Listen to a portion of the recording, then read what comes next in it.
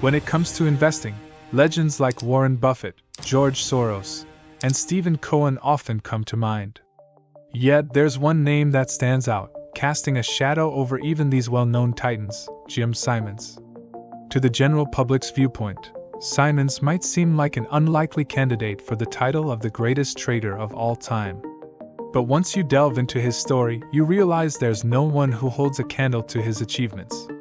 His company, Renaissance Technologies, and its flagship Medallion Fund have consistently generated average annual returns of 66% for over 3 decades, a feat that defies both logic and the norms of Wall Street.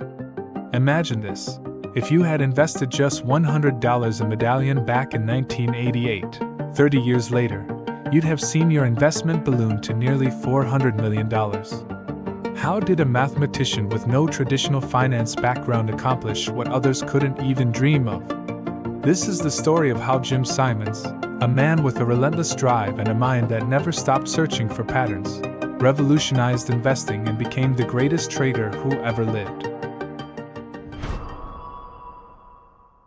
April 25, 1938 saw the birth of Jim Simons. Born in Newton, Massachusetts, near Boston, he was the only child of a Jewish family. From an early age, it was clear that Simons was exceptionally bright, but his passions diverged from the expectations placed upon him. By the tender age of 3, he could already understand and calculate powers of 2 up to 24. At 4, while on a family road trip, young Jim was able to with ease decode complex philosophical problems like the dichotomy paradox, which challenges the nature of motion and distance. His fascination with math was not just a fleeting childhood interest, but a precursor to his future genius. His family doctor, recognizing his intellect, once told him, "You're a bright Jewish boy, you should be a doctor." But young Jim had a different path in mind. When he expressed his love for mathematics, the doctor scoffed. "Look, you can't make any money doing that stuff." Despite the discouragement, Simons pursued his passion. He enrolled at MIT, where he quickly made a name for himself as a brilliant mathematician. But a life confined to academia didn't satisfy his restless spirit. After stints at both MIT and Harvard, Simons took a position with an elite research organization that worked closely with the National Security Agency, NSA, during the Cold War, decoding Soviet messages. Despite the prestige, the work left him unfulfilled. Simons's first wife, Barbara, later recalled that he understood at an early age that money is power. But it wasn't just about wealth. It was about using his unique skills in ways that could make a tangible impact on the world. When he was fired from his code-breaking job for protesting the Vietnam War, Simons briefly considered entering investment banking, driven by the need to support his 3 young children, including a son born with a rare hereditary condition. Yet, he chose to remain in academia, accepting a position as the head of the mathematics department at Stony Brook University on Long Island at the age of 30. At Stony Brook, Simons wasn't just content to teach, he wanted to innovate. He developed a mathematical theory that would later become foundational for Microsoft and other companies striving to create quantum computers capable of tackling challenges beyond the reach of current systems, including advancements in AI. But even as his academic career soared, his personal life faltered. His marriage to Barbara ended, and she moved to the West Coast to complete her PhD in computer science at UC Berkeley. Despite his accomplishments in mathematics, a lingering urge to break free from academia and enter the world of finance continued to nudge Simons. By the time he turned 40, that urge became irresistible. He left his prestigious position at Stony Brook to set up a small investment firm in a strip mall near the university. It was 1978, and Renaissance Technologies, then called Monometrics, a fusion of money and econometrics, was born. Simons's goal was clear. Just as he once decoded enemy messages, he would decode the hidden patterns in the financial markets. The financial markets, at that time, were a different beast. Traditional investors relied on intuition, reading market trends like tea leaves, chatting with executives, analyzing earnings reports, and making gut decisions based on geopolitical events. But Simons wasn't interested in following the herd. As a mathematician, he believed that the markets moved in logical, albeit complex, ways. He envisioned a world where data, not human emotion, would drive investment decisions. But there was a problem. Computers in the 1980s weren't yet powerful enough to realize Simons's dream of a fully automated trading system. Renaissance technologies started by trading currencies, commodities, and bonds, avoiding stocks due to their complexity. Simons was convinced that the markets held patterns just waiting to be uncovered. "There's a pattern here. There has to be a pattern," he would tell colleagues. He didn't care why the patterns existed, just that they did. Simons's early efforts were a blend of mathematics and human intuition, a combination that sometimes led to disaster. His colleague, Leonard Baum, a fellow code breaker, preferred to buy low and hold onto positions. But in 1984, Baum's heavy investment in U.S. bonds backfired when the Reagan administration issued so many that prices plummeted. This experience only strengthened Simons's resolve to rely less on human judgment and more on the cold, hard logic of mathematics. Simons brought in James Sachs, a friend from his PhD days at University of California, Berkeley, to help develop more sophisticated mathematical models for trading. Together, they began collecting vast amounts of data, some of it dating back to the 1800s, feeding it into their computers in search of overlooked patterns. They launched a medallion fund, named in honor of the prestigious math awards they had received. But success didn't come easily. At first, Medallion struggled to make a profit. The complexity of the markets and the limitations of early computer technology posed significant challenges. Simons's partner, Axe, isolated himself in his seaside estate in Malibu, running a separate but closely connected entity called Axcom.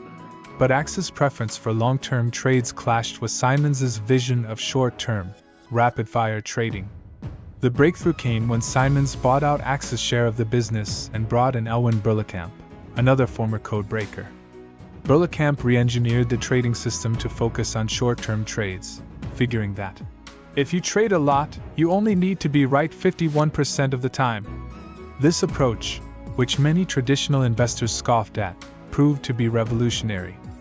Instead of waiting for the big catch, Medallion focused on the small, overlooked inefficiencies in the market, like a fisherman content with netting guppies while others waited for the elusive big fish.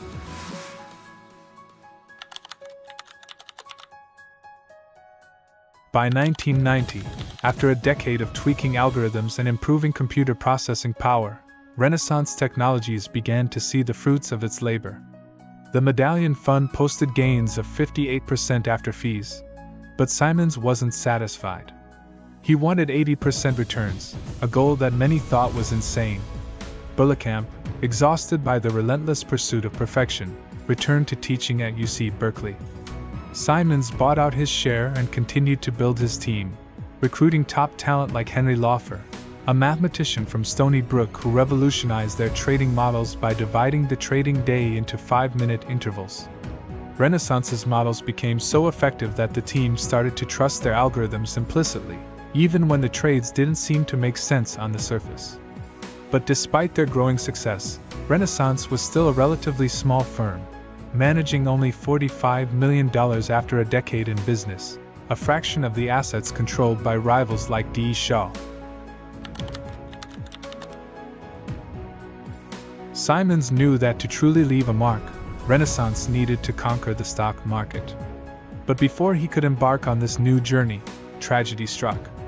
His son, Paul, who had battled a birth disorder, was killed in a car accident while cycling in Stony Brook. The grief was overwhelming, but Simons threw himself into his work as a way to cope with the loss. To master the stock market, Simons recruited Robert Mercer and Peter Brown, two brilliant minds from IBM who had made breakthroughs in converting speech into text. Their expertise in probabilistic analysis proved invaluable in predicting market trends.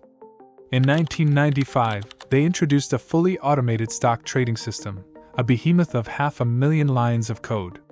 The results were staggering. By 2000, amidst the dot-com bubble, Medallion achieved a mind-blowing 98.5% return after fees, solidifying its place as the most successful hedge fund of all time.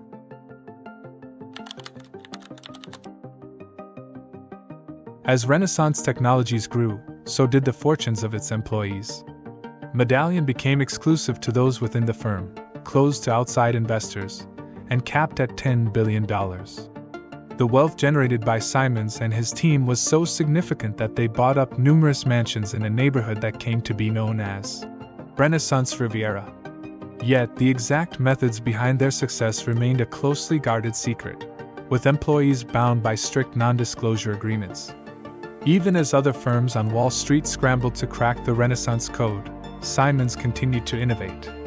He launched the Renaissance Institutional Equities Fund, RIF, which weathered the 2007 subprime mortgage crisis thanks to a rare intervention by Simons himself, who guided the firm to reduce equity positions and build cash reserves. Medallion, on the other hand, boasted an 82% profit in 2008, showcasing its unparalleled ability to make it through even the most turbulent markets. But as Simons continued to amass wealth and accolades, his personal life was marked by further tragedy. His second son, Nick, died in a freak drowning accident while traveling in Bali. The losses of his two sons took a toll on Simons, leading him to withdraw from day-to-day operations at Renaissance. In 2009, he stepped down as CEO, passing the reins to Peter Brown.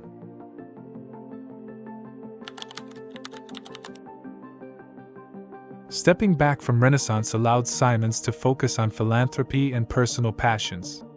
He established the Simons Foundation, which has become a leading supporter of research in mathematics, autism, and cosmology. His donations to Stony Brook University have transformed it into a leading institution for mathematical and scientific research, fulfilling his desire to leave a lasting legacy beyond the trading floor.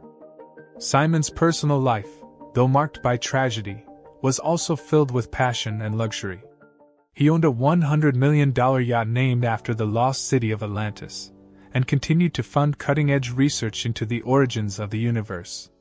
His marriage to Marilyn Horry Simons, a former Renaissance employee, is a testament to his ability to find love and partnership amid the demands of his extraordinary life.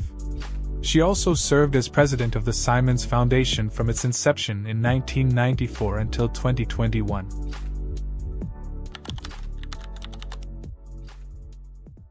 Jim Simons' story is more than just a tale of financial success. It's a narrative about the power of unconventional thinking, the pursuit of excellence, and the relentless drive to decode the mysteries of the world. While other investors relied on intuition, Simons used mathematics and data to turn the art of investing into a science. Even now, long after he stepped back from Renaissance, the methods and models developed by Simons and his team remain the gold standard in quantitative trading. His legacy is not just in the billions of dollars he generated, but in the way he transformed an industry and inspired a generation of investors to think differently about the markets.